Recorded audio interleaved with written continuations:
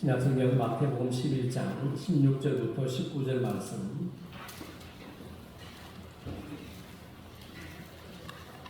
마태복음 11장 16절부터 19절 말씀, 4절의 말씀을 한 절씩 교독하겠습니다. 교독할 때 제가 16절 말씀 공독합니다. 이 세대를 무엇으로 비유할까? 비유하건대 아이들이 장터에 앉아 제 동물을 불러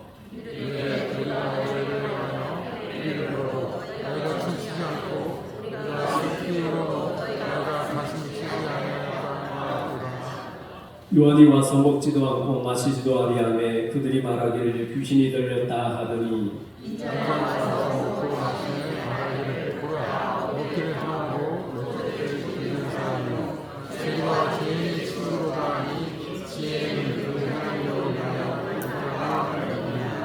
아멘.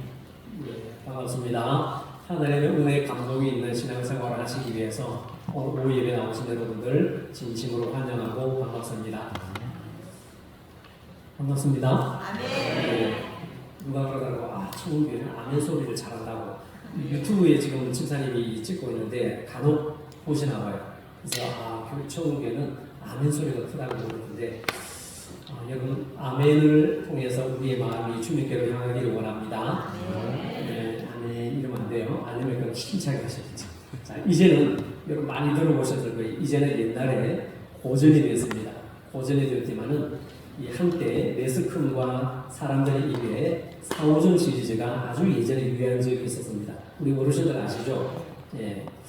자, 그래서 말귀를 잘 알아듣지 못하고 엉뚱한 말을 하는 사람을 사오정이라고 부르는 때가 예전에 있었어요. 그리고 말을 해도 잘 알아듣지 못하면 야, 사오정이냐? 막 이러면서 그랬던 적이 있었죠. 그 사오정 시리즈 중에 한 이야기가 있는데 예를 들면 이런 이야기입니다. 성경에서 간음하던 여인이 현장에서 잡혀서 예수님께 끌려왔습니다. 이때 예수님이 말씀하시기를 누구든지 죄 없는 자는 이 여인을 돌로 차라 그러셨어요. 그러자 아무도 나서지 않고 모두가 가만히 있었습니다.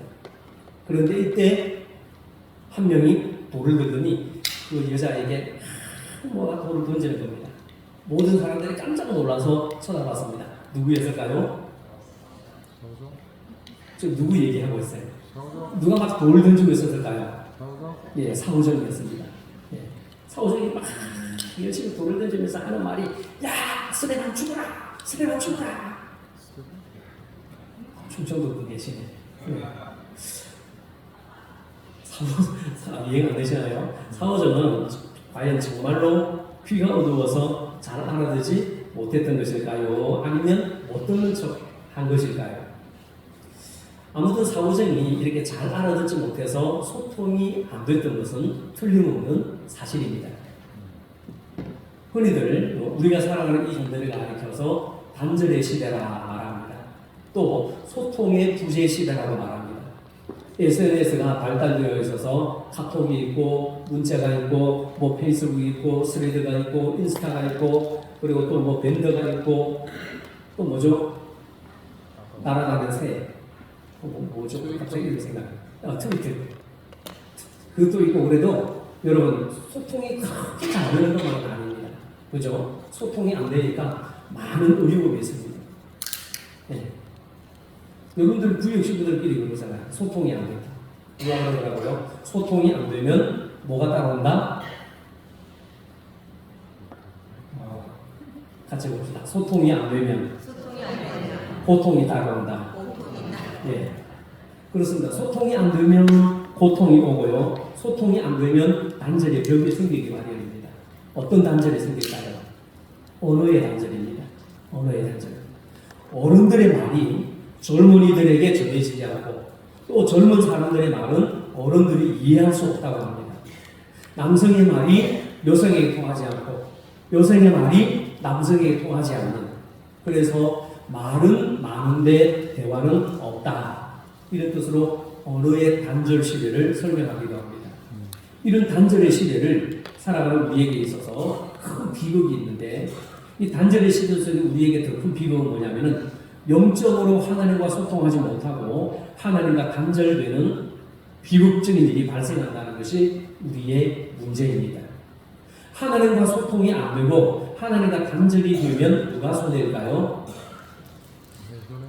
아유, 떡 좀 많이 드시지. 힘이 없어 기력이 바닥을 헤매신다. 네, 대답을 못 하시네 그냥. 자, 하나님과 소통이 안 되고 하나님과 단절되면 누가 손해예요? 내가 손해입니다. 내가 손해.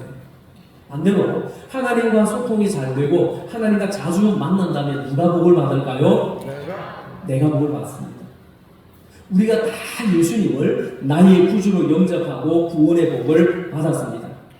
우리가 주님을 믿고 다 복을 받았지만은 그 중에서도 예수님을 믿고 특별히 받은 복이 있는데 그것은 하나님을 사랑하는 복입니다. 할렐루야. 우리가 구원받고 수많은 복을 받은 가운데서 내가 하나님을 사랑하는 복. 여러분 많은 사람들이 복을 이야기하지만 우리가 더 많이 받아야 할 복은 하나님을 많이 사랑하는 복입니다. 같이 봅시다. 하나님을 많이 사랑하는 복. 많이 사랑하는 복. 이 복을 우리가 많이 받아야 돼요. 그래서 권사님도 하나님을 사랑하고 집사님도 하나님을 사랑하는데 그분들보다 내가 더 하나님을 사랑한다라고 이런 자부심을 갖고 이런 복을 받을 수 있도록 힘써야 되는 거죠. 자, 그래서 우리 그리스도인들은 세상에 수많은 사람들이 살고 있지만 우리 그리스도인들은 하나님을 사랑하는 복을 받았습니다. 하나님을 사랑한다는 것은 그 마음이 하나님께 감동을 받았다는 뜻입니다. 아, 내가 하나님께 감동을 받았다. 여러분 한 집안에 효자가 있고 불효자가 있습니다. 효자나 불효자나 생긴 모습은요 외형적으로는 큰 차이가 없어요. 둘 다 같은 부모 속으로 낳은 똑같은 자식입니다. 효자는 눈이 두 개고 귀가 두 개고 불효자는 눈이 하나고 귀가 한 개고 그런 차이가 있어요 없어요? 없죠. 외모가 다 똑같아요. 둘 다 부모가 같은 배속으로 같이 힘들어하면서 낳은 똑같은 자식이에요. 효자도 부모의 모습을 담고 불효자도 부모의 모습을 담습니다. 효자나 불효자나 둘 다 이름이 다 족보에 오릅니다. 저는요 경주 정가의 고상공파의 66대 소입니다. 여러분과 상관이 있는데 제 이름 족보에 올라갔다는 거예요. 예. 근데 효자나 불효자나 둘 다 부모의 상속을 받습니다. 그런데 불효자는 한 가지 받지 못하는 것이 있습니다. 뭘 못 받을까요? 따라합시다. 마음의 감동. 마음의 감동. 예. 오늘 주제가 감동이 있는 신앙생활이잖아요. 감동이. 그래서 상속도 물려받고 이름도 족보에 올라가지만은 마음의 감동을 받을 수 없는 거예요. 효자는 자신의 부모님을 보면서 마음의 감동을 받고 눈물을 흘리면서 그 마음속에 부모님의 은혜를 잊지 못하면서 늘 감사합니다. 오늘 우리가 어버이 이 주일을 지키면서 어머니를 생각하면 우리의 마음이 울컥하잖아요. 어머니를 통해서 받은 감동이 있기 때문에. 자, 그러나 불효자는 그 중심에 부모를 향한 마음의 감동이 없어요. 부모의 은혜를 모릅니다. 속을 썩이고 걱정만 가져옵니다. 그래서 불효자식이 되는 거죠. 우리가 하나님의 은혜를 무엇으로 받나? 이렇게 묻는다면 뭐라고 대답하시겠어요? 하나님의 은혜를 무엇으로 받나? 이 질문을 통해서 여러분 뭐라고 대답하십니까? 근데 여기에 대해서 답은 못해도 이 질문에는 여러분 답을 하실 거예요. 사랑이 무엇이냐 물으신다면 그 바로 대답할 줄 알았어요. 예. 하나님의 은혜를 무엇으로 받나 여기에 대답은 못해도 사랑이 무엇이냐 물으신다면 눈물의 씨앗이라 말하겠어요. 이렇게 대답하실 거예요. 그럼 신앙생활이 무엇이냐 물으신다면 뭐라고 대답하실래요? 저는 여러 가지 대답을 할 수 있죠. 그럼 국어사전에 답이 적혀 있지 않으니까. 신앙생활이 무엇이냐 물으신다면 긴장하는 것이라고 말하겠어요. 저는 이렇게 대답하겠어요. 긴장하는 것. 사람이 목사에게도 긴장하지 않으면요 자리에 설 수 없어요. 깨워서 기도하라는 말은 우리말로 하면 야 긴장 좀 해라 이 말이에요.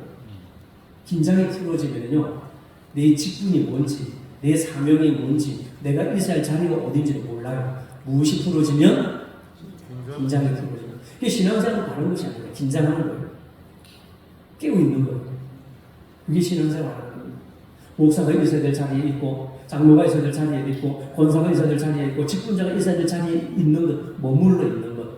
그래서 하나님께서 찾으시는 자리에 찾음의 자리에 있고, 주님이 쓰시고자 하실 때 쓰임의 자리에 머물러 있는 것, 긴장해서 그곳에서 있는 것, 준비된 사람, 그 사람이 신앙생활을 하는 거죠.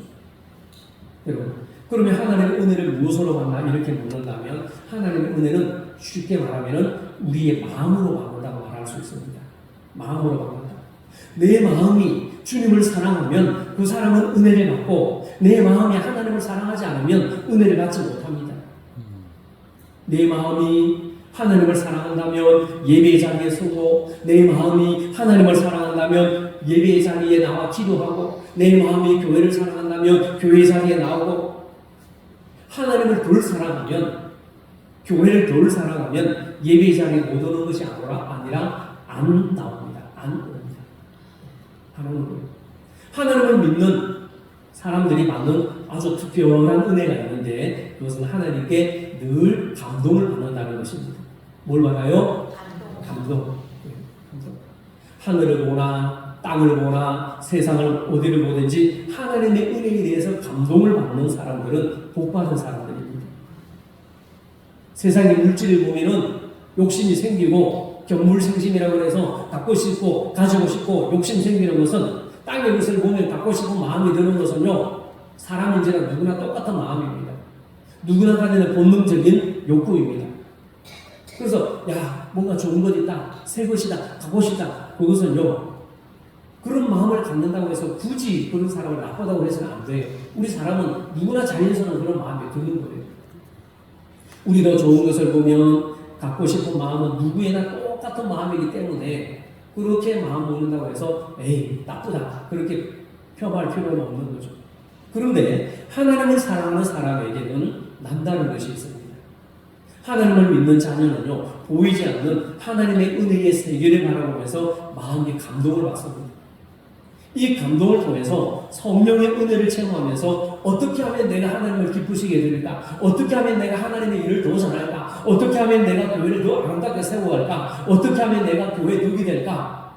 어떻게 하면 내가 목사로서 성도들에게 쓰임받는 목사가 될까? 어떻게 하면 내가 주의 백성으로서 교회의 질서와 덕을 세워나갈까?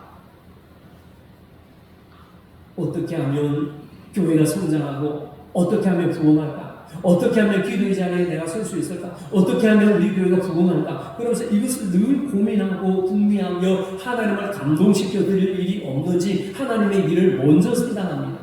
이런 사람을 가리켜서 복 있는 사람이다 라고 우리가 표현할 수가 있는 거예요. 마음에 감동이 있는 사람. 여러분, 요즘 사람들에게 가장 필요한 것은 감동을 주는 일입니다. 뭘 주는 일이라고요? 감동. 모든 일에 감동을 주어야 합니다. 장사도 감동을 주어야 하고, 노래도 감동을 주어야 하고, 가르침도 감동을 주어야 하고, 심지어 예배도 감동을 주어야 한다고 합니다. 감동이 있으면 즐거움을 느끼고, 감동이 없으면 불쾌를 느낀대요. 제가 들은 이야기인데, 우리 교인 중에 한 분이 지금 교회를 안 나오신대요. 왜 안 나오시냐고 하니까 교회가 재미가 없대요. 교회가 재미가 없어서 나오기 싫대요. 그래서 안 나가고 있어요. 제가 신방을 가는 거예요. 뭐라고 말씀을 안 드리겠어요.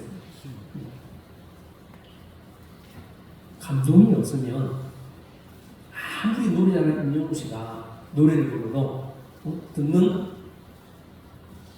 팬들의 마음을 감동시키지 못하면, 아무리 기교적으로 노래를 잘 부르도 감동이 없으면 노래를 잘한다 못한다? 못한다. 조금만 아이가 불러도 듣는 사람이 감동을 받으면 저 노래 잘한다 그러잖아요. 여러분, 예수님 당시 시대를, 예수님은 그 당시 그 시대를 감동이 없는 시대라고 하셨습니다. 감동이 없는 시대. 오늘 보면 우리가 읽었던 16절 17절 말씀을 한번 보실래요 여러분? 자, 16절 17절 다시 공동의 우리가 같이 읽어봅니다. 이 세대를 무엇으로 비유할까? 비유하건대 아이들이 장터에 앉아 제 동물을 불러 이르되, 우리가 너희를 향하여 피리를 부르도 너희가 춤추지 않고, 우리가 슬피 울어도 너희가 가슴을 치지 아니하였다 함과 같도다. 아멘. 여러분, 이 말씀은 예수님께서 그 시대를 살고 있는 아무 감동 없이 사는 사람들을 보시고 한탄하시며 말씀하신 내용입니다. 감동이 없다. 무엇이 없다? 감동이 없다. 감동이 없다. 그리고 감동이 뭐예요? 말 그대로 마음이 동요하지 않는다는 거잖아요. 예. 마음이 동하지 않고 마음이 울림이 없다는 뜻입니다. 감동이 없다. 피리를 부르도 마음에 감동이 없으니 뭐하지 않고 춤추지 않고 슬픈 일을 보아도 슬픔을 느낄 줄 모르고 마음에 돌같이 딱딱한 굳은 심정에 대해서 전혀 감당할 줄 모릅니다. 참 안타까운 일이죠.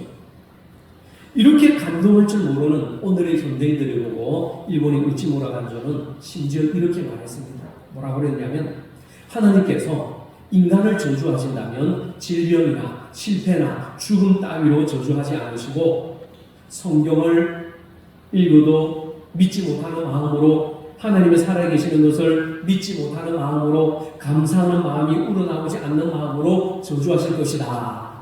이렇게 말을 했습니다. 하나님께서 저주하신다면 뭐 질병, 실패, 죽음 뭐 이런 것 아니라 성경을 읽어도 믿지 못하게 하고 마음으로 하나님이 살아계시는 믿지 못하게 하고 감사하는 마음이 우러나오지 않는 마음으로 아마 하나님 저주하시지 않을까. 그만큼 감동이 없는 시대를 살아가고 있다는 것이죠. 여러분 우리 마음에 감동이 없는 것이 저주입니다. 저주. 특히 신앙생활을 한다는 사람이 예수 믿는다는 사람이 성경을 읽어도 하나님의 말씀을 읽어도 내 마음에 이 말씀이 마음에 와닿지 않으면 무언가 하나님과 나 사이에 벽이 있다는 거예요. 장애가 있는 것이에요. 말씀을 읽어도 들어도 묵상해도 마음에 감동이 없고 예배를 드려도 감동이 없다면 그 자체가 그리스도인에게 참 괴로운 일입니다. 감동은요 은혜입니다. 감동은 축복입니다. 같이 봅시다. 감동은 은혜입니다. 감동은 축복입니다. 네. 우리 마음에 감동이 있고 말씀을 듣는 대로 깨달음이 있고 감동이 되고 말씀을 읽고 듣고 묵상할 때마다 눈물이 나고 가슴이 벅찬다면 이것이 곧 은혜입니다. 이것이 곧 하나님께서 나에게 주시는 영적 감동이요 강화입니다. 성경은요 감동을 원하는 시대에 참 감동이 무엇인가를 우리에게 가르쳐 줍니다. 우리가 하나님을 믿을 때는요 하나님을 감동시켜 드릴 만한 것을 가지고 나와야 합니다. 예배 드릴 때에 그냥 목사니까 교회 나가고 그냥 집사니까 교회 나가고 그냥 11시에 교회 나가고 구역장에 나오라고 그러는데 나오고 그게 아니라 하나님 앞에 나올 때는요 무언가 하나님을 감동시켜 드릴 만한 것을 가지고 나와야 돼요. 가지고. 그것이 무엇일까요? 그것이 무엇일까요? 그것은 바로 준비된 마음입니다. 준비된 마음. 예배는요 준비입니다. 따라합시다. 예배는 준비입니다. 예, 예배는 준비. 뭘 준비해야 될까요? 준비된 정성을 준비해야 됩니다. 마음을 준비해야 되고 시간을 준비해야 되고 예물을 준비해야 되고 하나님을 만나기를 원하는 내 마음밭이 준비가 되어야 되는 거예요. 그래서 예배는 항상 준비된 예배를 드려요. 그래서 제가 구역 신방할 때 구역장에는 독촉하잖아요. 몇 주 정도 더 그러잖아요. 구역 식구들 받은 말씀이 찬송이 기도 제목인지 신방할 시간이 무엇인지 신방 과정이 어느 과정인지 막 독촉하는 거예요. 왜요? 신방을 준비해야 돼요. 제가 준비를 해야 되잖아요. 제가 준비를. 옥상에서 쿡 찌르면 말씀이 나오고 옥상에 쿡 찌르면 기도가 나오고 그게 아니잖아요. 제가 하나님하고 기도하고 제가 준비를 해야 되잖아요. 그래서 그러는 거예요. 그리고 또 여러분들이 앞서서 준비하면 구역 식구들에게 전달하고 기도 제목이 뭐냐고 받은 말씀이 뭐냐고 그럼 다 이게 준비 자체가 예배는 준비입니다. 예배는 준비입니다. 그래서 우리의 정성과 우리의 노력과 우리의 헌신이 준비가 필요하다는 말입니다. 하나님은 물질을 받는 분이 아니라 우리의 심령을, 우리의 중심을, 우리의 마음과 생각을 받으십니다. 제 동생이요. 제 동생이 제 나이하고 똑같은 동생이 하나가 더 있어요. 생일이 똑같아요. 태어난 날이 똑같아요. 근데 제가 먼저 났어요. 세 글자는 뭐예요? 똑똑하시오. 안 그러셔도 어떻게 하시오? 네. 제 동생이요. 중학교 때 신앙생활 할 때 토요일 다니면은 딱 두 가지를 했어요. 뭐냐면은 산에 가서 꽃을 끊고 와서 꼭 토요일 날에 교회에 저기였는데 여기 강대상에 화병이 있잖아요. 화병. 거기에 꽃을 써요. 봄이면 봄, 여름이면 여름. 그래서 꼭 꽃을 준비하고 또 하나는 뭘 했느냐면요. 헌금을 할 때 꼭 다림이 집에 있어요. 예, 이래가지고.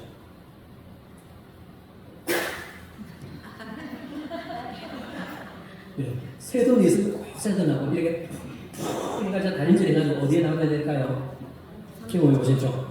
구들장 밑에나 아니면 이 책상에 탁 그러면은 푹 다림질 딱 해가 빳빳해서는요 이게 책 속에 넣거나 구들장 밑에 나가면요 이 탁 튕겼을 때에 이 소리가 나면 새돈이다. 이 소리가 예. 그래가지고 정성으로 한번 맞춰봤어요. 하나님께서 우리의 물질을 받으시는 것이 아니라 우리의 심령을, 중심을, 마음을, 생각을 받으시는 분입니다. 신명기 13장 3절에서 하나님께서 말씀하십니다. 너희의 하나님 여호와께서 너희가 마음을 다하고 뜻을 다하여 너희의 하나님 여호와를 사랑하는 여부를 알려하사 너희를 시험하십니다. 아멘. 무슨 말입니까? 하나님께서 우리가 정말로 하나님을 사랑하시는지 그 여부를 알려고 우리에게 시험하시는 거예요. 그래서 하나님께서 욥을 시험하셨죠. 아브라함을 시험하셨죠. 다니엘을 시험하셨죠. 야곱을 시험하셨죠. 다 시험하셨어요. 유혹하기 위한 그 템프테이션 유혹이 아니라 테스트를 하셨다는 거예요. 네가 정말로 나를 경외하는 줄 알겠다. 네가 문인한 후사냐? 네가 문인한 집사냐? 그러면서 하나님께서 우리에게 믿음을 테스트하는 거예요. 왜? 정말로 우리가 하나님을 사랑하는지 안 하는지 확인하시기 위해서. 뭐 하시기 위해서? 확인하시기 위해서. 지금 우리 아들한테 그래요. 뭐 주일인데 교회 잘 다녀왔냐? 예배 잘 드렸냐? 꼭 물어봅니다. 확인을 합니다. 그러면 제가 어릴 때부터 이 아이에게 늘 뭐라고 얘기해요? 너 거짓말 하지 마라. 거짓말을 하면은 이 거짓말을 하게 되면 이 거짓말을 듣기 위해서 또 다른 거짓말을 해야 되고 또 다른 거짓말을 듣기 위해서는 또 다른 거짓말을 해야 돼. 절대 거짓말하지 마. 지금 내가 거짓말 안 해. 너 교회 갔냐? 예배 잘 드렸냐? 그럼 안 갔으면 대답을 안 해요. 주여줘 진짜. 네. 안 갔으면 대답을 안 해요. 그러면은 제가 어떻게 해요? 아 얘가 안 갔구나. 우리 눈으로 안 보고 그죠? 보는 부모가 없으면은 너 그냥 갔냐 그러면 거짓말 예배 갔어 교회 갔어 이렇게 얘기할 수도 있잖아요. 그죠? 저번 주에는 말이죠. 예배 가야 되는데 늦잠을 해가지고 교회를 못 갔대. 나 늦잠 잤어. 네. 여러분 하나님께서 정말로 우리를 사랑하는지 아닌지 우리를 시험하시는 거예요. 우리가 하나님을 사랑하는지 하나님께서 우리의 마음을 알기 위해서 일부러 시험하신다고 분명히 신명기 13장 3절에서 말씀합니다. 다시 말하면 우리의 마음이 하나님을 사랑하는 마음의 감동이 있는지 이것을 확인하신다는 말씀입니다. 피리를 불면 춤을 추는지 말씀이 들리면 응답을 하는지 감동이 되는 대로 헌신을 하는지 우리의 마음을 테스트하신다는 뜻입니다. 우리 하나님은 마음의 감동이 있는 성도를 통하여서 일하십니다. 이런 믿으십니까? 하나님은 마음이 감동된 자를 통해서 일하십니다. 하나님이 찾으시는 사람, 하나님이 찾고 있는 사람이 누구일까요? 무언가를 가진 사람, 재능이 뛰어난 사람, 특별한 사람을 찾는 것이 아니라 마음에 무엇이 있는 사람? 감동이 있는 사람. 마음에 감동이 있는 성도를 찾고 계십니다. 내 마음에 하나님의 사랑으로 감동이 되어서 뜨겁게 주님을 사랑하여서 하나님을 예배하는 자를 찾으십니다. 하나님이 찾으시는 그 한 사람, 하나님이 찾으시는 그 한 사람, 그 예배자, 성령에 감동된 자, 그 사람이 여러분 한 분 한 분 되시기를 축원합니다. 하나님은요, 이게 마음을 보십니다. 마음. 하나님은 모든 일을 감동으로 하십니다. 그렇다면 우리가 잃어버린 감동을 되찾으려면 어떻게 해야 할까요? 내 마음에 감동을 잃어버렸다. 이 잃어버린 감동을 찾으려면 어떻게 해야 될까? 같이 봅시다. 기도하는 감동이 있어야 합니다. 기도하는 감동이 있어야 합니다. 감정이 아니라 감동이 있어야 돼요. 예. 감정은 상하면은요, 감정이 상하면은요, 보기 싫어하잖아요. 등 돌리잖아요. 감동이 있어야 돼요. 기도의 감동은, 기도는 하나님과 소통하는 겁니다. 소통이 안 되면 뭐가 온다고 그랬어요? 네, 소통이 안 되면 고통이 온다고 그랬어요. 하나님하고 나하고 소통이 안 되면 하나님이 고통을 받으시는 거예요. 내가 고통을 받는 거예요. 하나님과 나 사이에 무엇인가 얽힌 것이 있고 무엇인가 가운데 꽉 막힘이 있으면 기도가 안 됩니다. 여러분.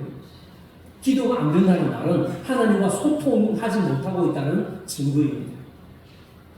여러분이 기도할 때 가끔 기도하실 때 뭔가 그냥 막히는 것이 있죠. 기도하다 보면 기도의 말이 제대로 안 나온다거나 기도는 해야 하는데 그냥 아버지 뭐 말도 안 하고 그냥 아버지 그러다 보면요 막 그다음 무슨 말을 해야 할지 모르겠고 앞이 캄캄하고 속이 타들하고 입은 마르고 가슴은 두근두근하고 등에는 식은땀이 나고 그냥 그럴 때가 있었던 경험이 한두 번쯤은 있을 겁니다. 마음에 감동이 없으면 그렇게 됩니다. 감동이 없으면요 소통이 안 돼요. 감동이 없다는 말은 하나님과 소통이 안 된다는 것은 원인입니다. 기도는 내 영혼에, 내 마음의 문을 여는 겁니다. 기도는 내 마음에, 내 영혼의 문을 여는 거예요. 마음의 문을 여는 가장 우선적인 것은 뭐니 해도 주님 앞에서 진실한 마음으로 회개하는 겁니다. 다른 사람이 아는 죄는 말할 것도 없고 하나님만이 아시는 은밀한 죄를 고백하고 용서받아야 합니다. 하나님과 나를 가로막는 벽이 있으면 그 죄가 있으면 하나님과 소통이 될 수가 없어요. 하나님 나하고 막혀 있는 것이 있는데 무슨 소통이 되겠어요? 하나님과 나를 가로막는 죄가 있으면요 하나님과 원하는 소통이 있을 수가 없어요. 속된 말로 하나님 앞에서 속마음을 까발리고 있는 그대로 솔직하게 죄를 고백해야 합니다. 우리가 무슨 죄를 지었든지 어떤 죄를 지었든지 죄를 고백하면 하나님 다 버리시고 용서해 주십니다. 여러분 믿으십니까? 네. 그러니까 여러분 입술로만의 아멘이 아니라 하나님께 전부 다 낱낱이 고백하세요. 고백하세요. 하나님께서 내 죄를 용서해 주셔야 비로소 하나님과 소통이 강해집니다. 마음에 응어리가 있으면요, 마음에 무엇이 담겨 있으면요, 말이 안 나와요. 말이 안 나와요. 사람과의 관계도 마찬가지고 하나님과 영적인 관계도 마찬가지고 내 안에 뭔가 이 답답한 것이 있으면 뭔가 얽힌 것이 있으면 소통이 안 돼요. 제가 가끔씩 가슴을 쥐어짜는 이런 고통이 있을 때가 있어요. 네, 고통이 있을 때가 있어요. 그래서 이게 협심증인가 이렇게 막 너무 이거 뭐라고 이게 뭐라고 그러죠? 옆에서 막 누르고 푸시하는 것이 있어요. 그래서 병원에 가봤더니 이 역류성 식도염이에요. 와 이게 그렇게 아픈 걸 몰랐어요. 근데 이제 의사가 이렇게 뭐라고 밥 먹고 바로 눕지 마세요. 밥 먹고 바로 비스듬하게 기대지 마세요. 밥 먹고 꼭 바로 앉아서 그래요. 생활을 바로 들이래요. 네. 그러면서 이제 그 처방 약도 먹고 그랬더니 이게 그냥 90% 없어졌어요. 와 그렇게 아픈 거 처음이었어요. 그게 그 새벽녘에 가끔씩 이렇게 일어날 때가 있거든요. 그래서 뭔가 질병이 있나 싶었더니 올바르지 못한 석화, 이게 누르는 게 통증. 우리가 하나님 앞에서 뭔가 이렇게 꽉 막힌 거 있으면 고통이 오는 거예요. 영적으로. 그 죄를 회개해야 되는 거예요. 회개 기도를 통해서 하나님과 영적 소통이 이루어지면 그때부터 내 심령에 감동이 오기 시작합니다. 그러면 그때부터 내가 말문이 트이기 시작하는 거예요. 그러면 뭐가 된다? 기도가 되는 거예요. 하나님의 말씀 앞에 감동을 받고 회개를 통해서 하나님과 나와의 소통이 원활해지면요 감동이 되는 말씀에 눈물이 쏟아집니다. 말씀 한마디 한마디가 내 마음에 전율을 일으키면서 그 말씀이 뚫림을 옵니다. 말씀의 은혜가 가슴을 벅차게 하면서 아멘 아멘 하면서 하나님의 말씀을 받습니다. 그야말로 눈물이 비오듯이 흘러내리는 것을 어쩌지 못할 겁니다. 감동이 은혜입니다. 감동이 축복입니다. 아무리 목사가 앞에 서서 설교를 하더라도 내가 하나님 앞에 뭔가 꽉 막혀 있으면요 감동이 안 돼요. 감동이 사람을 변화시킵니다. 하나님 앞에 진실된 마음으로 기도로 이런 감동을 받으시길 바랍니다. 고백하고 회개하는 진지한 마음으로 하나님을 감동시켜드리는 성도님들 되시기를 축원합니다. 그러나 여러분, 사람이 주는 감동은 그렇게 오래 가지 못해요. 사람이 주는 감동은요, 그 순간에는 감동을 받을 수 있어요. 그러나 사람이 주는 감동은 오래 가지 못하지만은 하나님께서 주시는 감동은요, 내 삶이 변합니다. 내 생각이 변합니다. 내 영이 변합니다. 그러게 하나님 안에서 감동받으시기 바랍니다. 그래서 기도의 감동이 있어야 돼요. 이 기도의 감동이 있기 위해서는 우리 안에 막혀있는 것을 풀어내야 돼요. 회개 기도가 해야 돼요. 자, 두 번째로 우리에게 어떤 감동이 있어야 하느냐 같이 봅시다. 찬양하는 감동이 있어야 합니다. 네, 벌써 삼천천에 들어가시는 분들이 몇몇 분 보이는데 같이 해봅시다. 찬양하는 감동이 있어야 합니다. 자, 오늘 말씀에 보면은 너희를 향하여 피리를 불어도 너희가 춤추지 않고 라는 말씀은 다른 말로 표현하면은 찬양이 없다는 말씀입니다. 피리를 불면서 노래를 하고 또 노래를 부르면 춤을 춰야 정상입니다. 이것이 일반 상식 정상식이잖아요. 그렇잖아요. 네. 그런데 피리를 불어도 춤을 추지 않아요. 기타를 쳐도 춤을 추지 않고 탬버리를 흔들어도 노래를 부르지 않아요. 이렇게 기타를 치고 손뼉을 치고 찬양을 하고 뭐 흔들고 그러면 나도 모르게 흥이 나야 돼요. 그게 정상이에요. 그런데 사람들의 가슴이 무뎌졌습니다. 감정이 메말라 버렸습니다.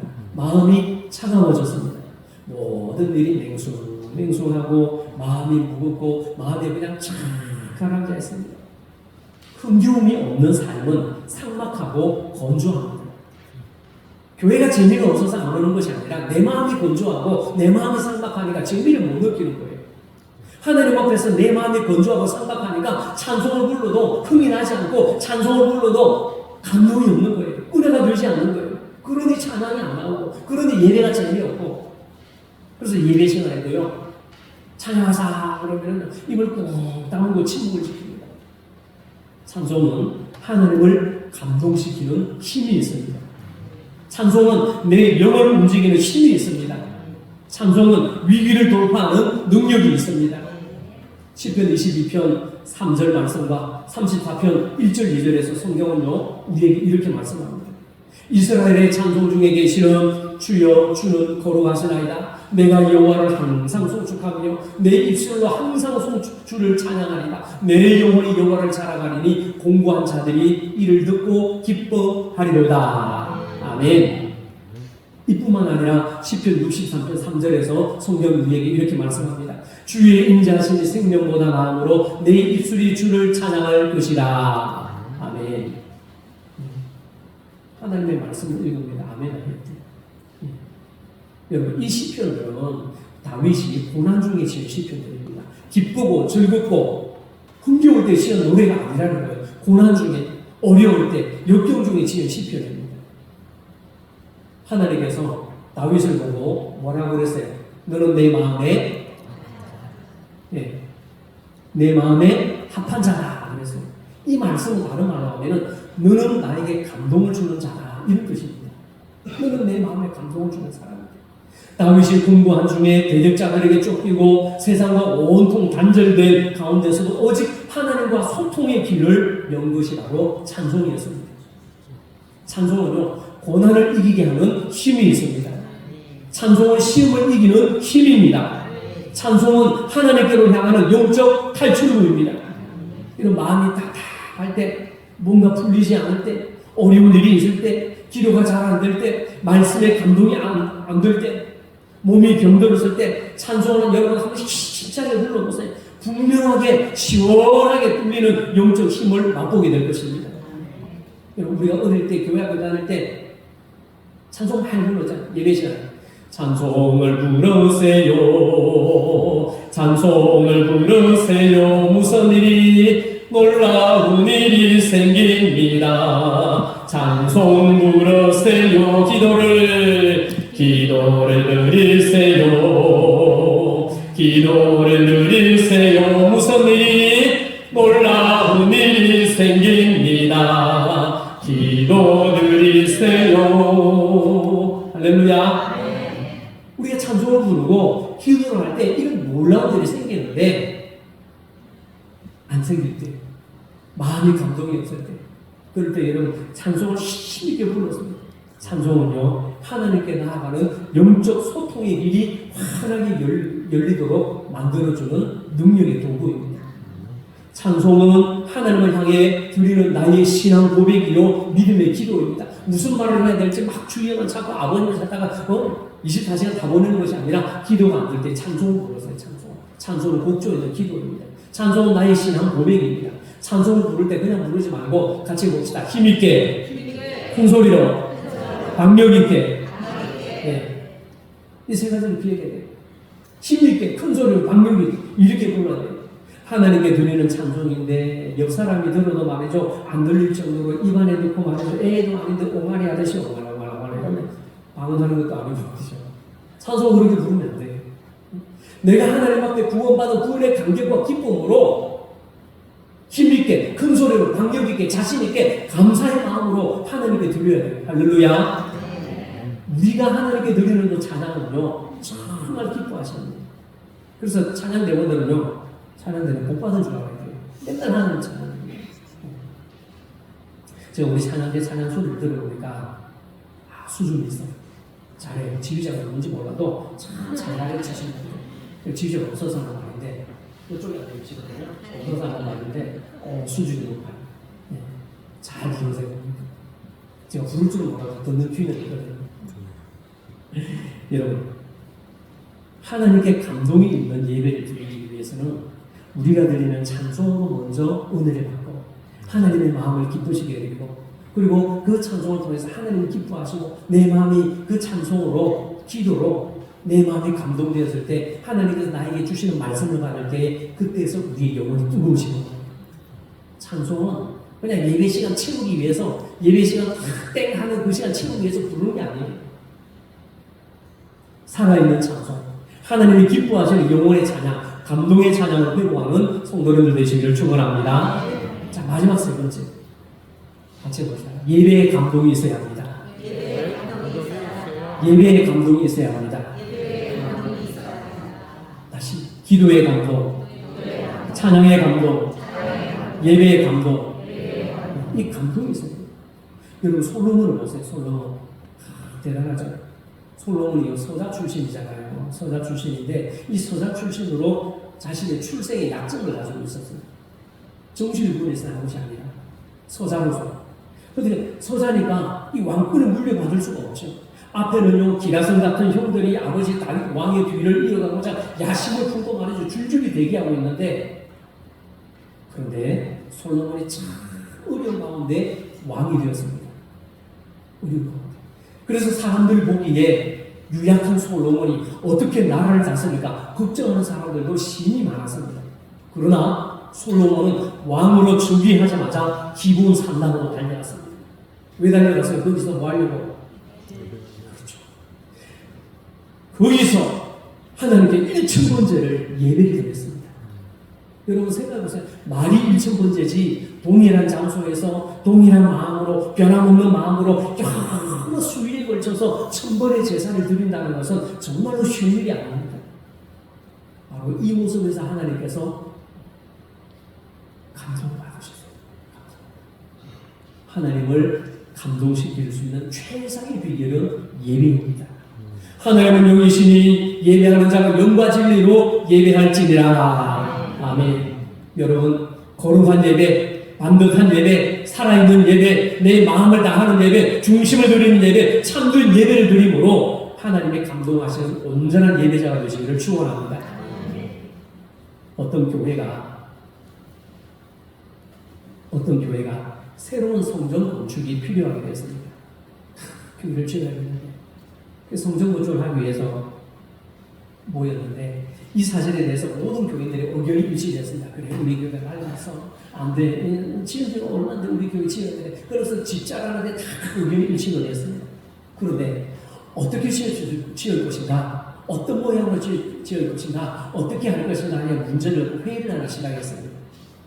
그런데 회의만 하면 교회는 어떤 것이, 회의만 하면 뭐가 나와요? 언성이 높아지는 거예요. 왜 언성이 높아질까요? 사람마다 의견이 분분하니까. 그래서 좀처럼 일이 진척이 되지 않는 거예요. 이 목사님이 낙심이 돼가지고 목사님이 낙심이 돼가지고 목사님이 어느 날 여러분 오십시오. 우리 기도합시다. 근데 저녁마다 모여서 시간을 정해놓고 교회 건축 문제를 놓고 온 교인이 함께 엎드려서 기도하기로 서로 약속을 했습니다. 그런데 딱 뚜껑을 열어보니까 막상 기도에 참석한 인원이 많았을까요? 적었을까요? 그래요. 너무 인원이 적었어요. 목사님 낙심이 그랬어요. 그런데 그 중에 어떤 여자 집사님이 자기 집에 아이를 맡아준 사람이 없어가지고 5살 된 딸아이를 기도에 데리고 왔어요. 기도회가 시작이 되고 점차 시간을 흐르면서 이 5살 된 꼬마 아이도 기도가 교회 건축을 위한 기도회라는 것을 알게 되었어요. 교회에서 듣게 됐습니다. 그래서 기도회를 마치고 엄마 손을 잡고 함께 집으로 가는데 집으로 돌아가서 아이가 어른들이 기도하는 내용을 들었는지 엄마한테 궁금한 것을 묻기 시작하는 거예요. 그래서 엄마 이건 어떻고 엄마 저건 어떻고 왜 그래 언니 꼬치꼬치 묻기 시작하더니 한참의 엄마 말을 이해하고서는 알아들었어요. 다음날 아침에 그런데 이 아이가 집에서 사라졌어요. 아이가 없어졌어. 놀라지도 않네. 얘 남의 집이라고. 애가 집에서 없어졌는데 놀라지도 않아. 애가 없어졌어요. 애가 없어졌어. 깜짝 놀란 엄마가 말이죠. 우리 아이를 찾아보다 아이가 보이지 않아요. 무슨 말로 아이를 찾아다니기 시작해요. 여기도 가보고 저기도 가고 한참 찾아내다가 교회를 갔더니 교회 마당에서 이 아이가 목사님하고 이야기를 나누고 있는 거예요. 엄마가 이야기를 발견했어요. 그런데 이야기를 나누는 그 목사님의 눈에 눈물이 그래서 맺혀있고 이 옆에는 아이 손에 이 벽돌 2장이 이렇게 들려있는 장난감 손수레가 놓여 있습니다. 이 2장의 벽돌은 교회 건축을 시작하는데 도움이 되었으면 하고 아이가 목사님에게 가져온 것이었어요. 그 다음날 주일 아침에 예배 시간에 목사님이 이 아이와 나눈 이 일에 대해서 교인들에게 이야기를 했습니다. 그런데 하나님께서 그 아이와 목사님이 나누었던 그 이야기를 듣는 교인들의 마음을 하나님께서 교인들의 마음을 움직여 주셨어요. 그래서 아이가 마친 이 2장의 벽돌은 정말 아름다운 새 예배당으로 태어나게 되었습니다. 여러분, 감동의 기적을 낳습니다. 감동이 뭘 낳는다고요? 감동의 기적을 낳습니다. 감동의 은혜입니다. 감동의 축복입니다. 할렐루야. 네. 어제 오늘 권사님과 통화 중 이야기를 하는데 저는 조심스럽게 하나님 앞에 감동이 돼서 만주도 뺏어드리고 교회에 뭐 개척하는데 다 포주고 다 드릴 때 마음의 감동이 돼 기뻐가지고 우리가 마음의 감동이 되면 기쁘면 그러잖아요. 그게 축복이잖아요. 하나님을 감동시켜드리고 사람을 감동시켜 은혜와 축복을 받고 기적을 체험하는 성도님들 되시기를 축원합니다. 우리 교회도 마음이 감동되는 성도님들이 참 많았으면 좋겠어요. 예배에 감동받고 말씀에 감동받는 성도님들이 많았으면 좋겠어요. 이 말은 목사의 설교에 감동받으라는 말이 아닙니다. 제 능력으로 제 설교를 통해서 여러분을 감동시켜드리는 것은 불가능한 일입니다.